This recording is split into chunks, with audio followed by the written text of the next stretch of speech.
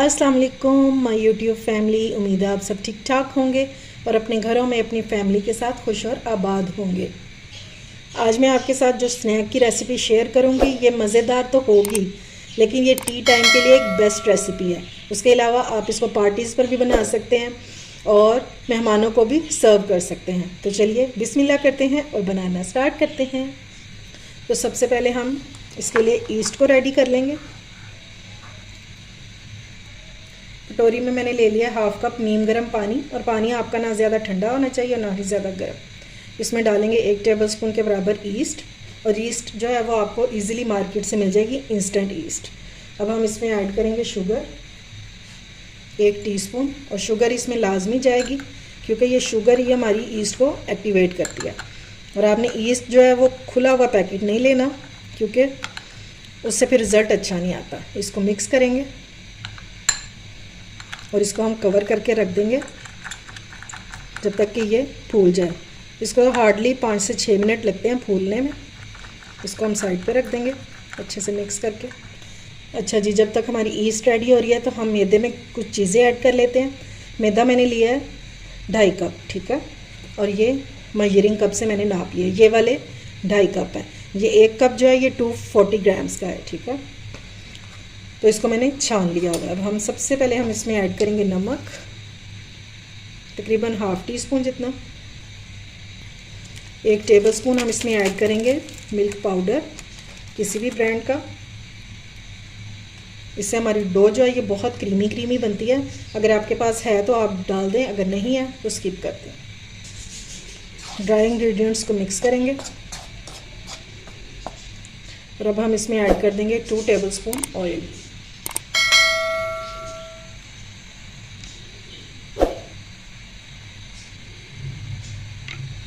ठीक है, अब हम इसमें डाल देंगे अपनी ईस्ट जिसको हमने मिक्स करके रखा था।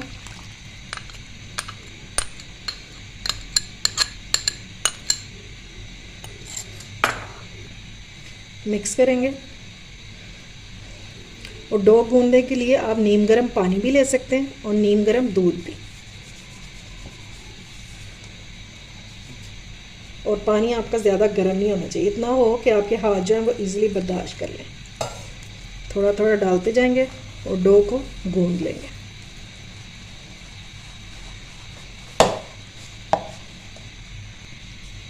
डो हमारी मिक्स हो चुकी है। अब इसको हम काउंटर टॉप पर निकाल लेंगे और इस पर मैंने थोड़ा सा मैदा डस्ट कर दिया।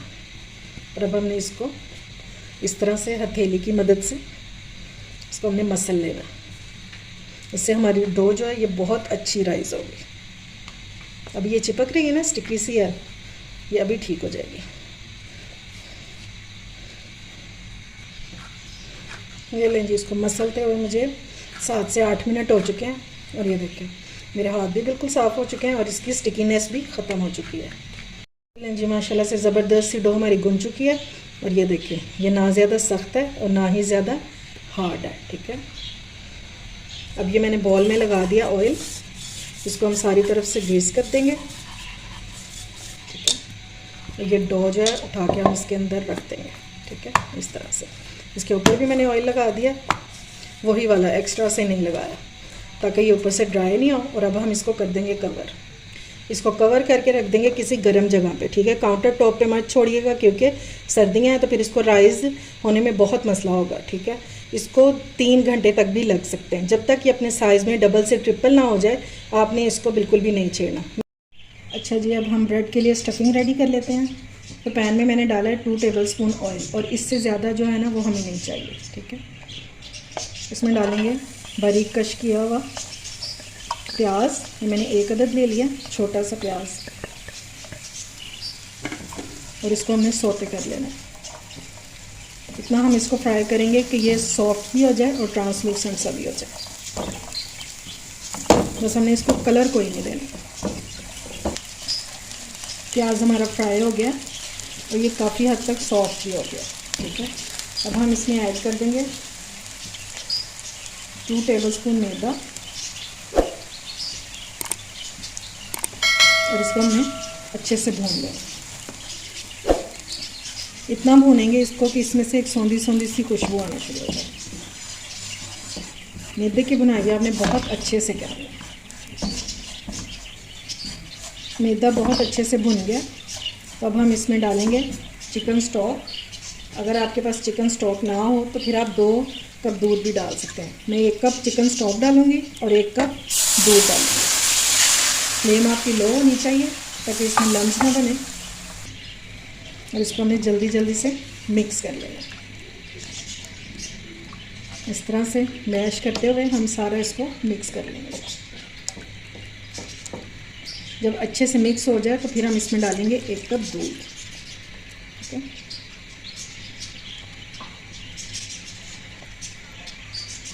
अच्छे से मिक्स करने के बाद अब हम इसमें स्पाइसेस ऐड करेंगे। तो सबसे पहले हम इसमें डाल देंगे बॉईल की हुई चिकन, जिसका मैंने अभी स्टॉक यूज़ किया है। ये वही चिकन है 1 कप, और इसको मैंने बॉईल करते हुए इसमें ½ टीस्पून नमक ऐड किया था।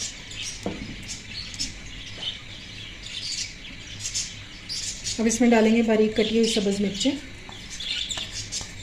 ये मैंने 2 अदद ली हैं। कैप्सिकम डालेंगे, शिमला मिर्च बारीक कटी हुई, ये 1 शिमला मिर्च है। इसके फ्लेवर को मज़ीद बढ़ाने के लिए मैं इसमें डालूँगी टिक्का मसाला 1 टेबलस्पून, 1/4 टीस्पून डालेंगे ब्लैक पेपर, पिसा हुआ धनिया डालेंगे 1/4 टीस्पून,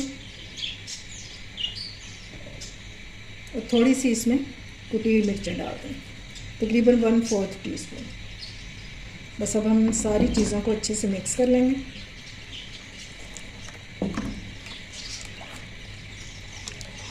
ये स्टफिंग जो है ये बहुत मज़े की बनके तैयार होती है।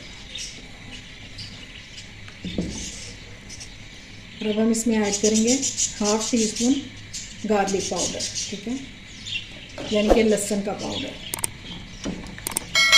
अगर आपके पास ये नहीं है तो जब मैंने प्याज ऐड किया था ना, तो आप उसके साथ 2 जवे लहसुन के क्रश करके भी डाल सकते हैं। बस हमने इसको इस तरह कुक करते हुए थिक कर लेना है बिल्कुल, कि ये बिल्कुल एक पेस्ट बन जाए। ये लीजिए, हमारी जो स्टफिंग है ये थिक हो गई है। इस तरह की इसकी कंसिस्टेंसी होनी चाहिए। ये देखिए, अभी ये ठंडी होके और थिक हो जाएगी। अब फ्लेम को करेंगे और इसके ठंडा होने का वेट करेंगे। चलें जी, अब अपनी डो को भी चेक कर लेते हैं। ये देखें जी, माशाल्लाह से इसको रखे हुए 2.5 घंटे हो गए हैं और बहुत अच्छे से ये राइस हो चुकी है। थोड़ा सा मैदा डस्ट करेंगे, इसको थोड़ा सा हम इस तरह से मिक्स करेंगे। अब हम इसको 2 इक्वल पार्ट्स में डिवाइड कर देंगे और इसके हम पेड़े बना लेंगे।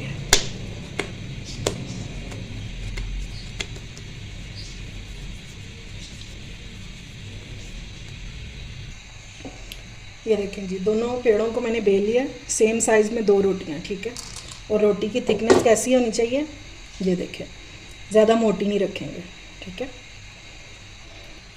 अब पैन ले लेंगे जिसको मैंने ऑयल से ग्रीस कर दिया हुआ है। ठीक है, और ये रोटी उठाएंगे और पैन में डाल देंगे। अब हम इसकी शेप को ठीक कर लेंगे।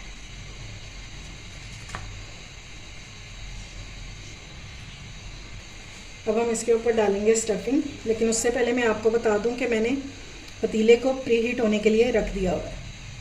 अगर आप इसको ओवन में बनाना चाहते हैं तो ओवन में भी बना सकते हैं। अगर इस स्टेज पर आपको मेरी रेसिपी ज़रा सी भी अच्छी लग रही हो तो इसे लाइक और शेयर करें और मेरे चैनल को ज़रूर सब्सक्राइब करें ताकि मेरी आने वाली हर वीडियो आपको टाइम से मिल सके। इसको पूरा फैला देंगे। अच्छा जी, स्टफिंग को मैंने स्प्रेड कर दिया। अब हम इसके ऊपर डालेंगे चीज़। ज़्यादा साइडों पे नहीं लेके जाएंगे। अब इसके ऊपर लगाएंगे हम ऑलिव्स। ये बिल्कुल ऑप्शनल है, अगर आपको नहीं पसंद तो फिर आप स्किप भी कर सकते हैं। ये लें जी, रोटी को मैंने इसके ऊपर डाल दिया और अब हम इसको इस तरह से किनारों को जोड़ देंगे ताकि यहाँ से हमारी चीज़ और स्टफिंग जो है ये बाहर ना निकले, और ये जो एक्स्ट्रा है बच जाएगा इसको हम काट देंगे।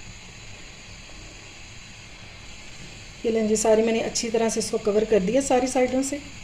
अब हम एक अंडे की जर्दी लेंगे,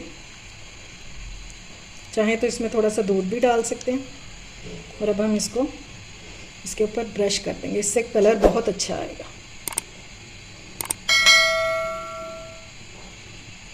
लेकिन आपने सफ़ेदी नहीं इसमें मिक्स करना। ये लीजिए अंडा मैंने इसको लगा दिया। अब हम इसको खूबसूरत सी शेप देने के लिए यहाँ पे कुछ कट्स लगाएंगे, लेकिन आपने इसको काटना नहीं है, सिर्फ हम इसको निशान लगाएंगे जैसे पिज़्ज़ा को कट्स लगे होते हैं ना, सेम वैसे।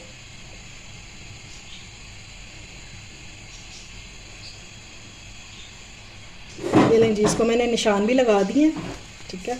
अब आप इसके ऊपर या तो तिल स्प्रिंकल कर लीजिएगा या कलौंजी, ठीक है।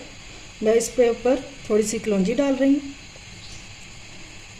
चिली फ्लेक्स भी इसके ऊपर स्प्रेड कर देंगे इस तरह से। ये लें जी, हमारी पिज़्ज़ा ब्रेड जो है ये बेक होने के लिए बिल्कुल रेडी है। तो चलिए अब इसको हम पतीले में रख लेते हैं। ये लें जी, इसको मैंने प्री हीटेड पतीले में रख दिया और अब हम इसको कवर कर देंगे। इसको बेक होने में टाइम लगेगा 40 से 45 मिनट, और अगर आप इसको ओवन में रख रहे हैं तो इसको तकरीबन 35 मिनट लगेंगे, 30 से 35 मिनट, ठीक है। अब हम इसको कवर कर देंगे। चलें जी, अब अपनी पिज़्ज़ा ब्रेड को चेक कर लेते हैं। ये देखें जी, माशाल्लाह से कितना ज़बरदस्त सा कलर आ गया, ये देखें। तो अब मैं इसको 5 मिनट बाद निकालूंगी ताकि इस साइड पे भी कलर आ जाए। ये लें जी, माशाल्लाह से हमारी पिज़्ज़ा ब्रेड हो चुकी है रेडी, लेकिन अभी बहुत गर्म है। मैंने अभी इसको निकाला है, थोड़ी सी ठंडी हो जाए तो फिर आपको डिश आउट करके और काट के इसकी फाइनल लुक दिखाती हूँ। चलें जी, अब इसकी कटिंग कर लेते हैं। ये देखें कितनी सॉफ्ट सी बनी है,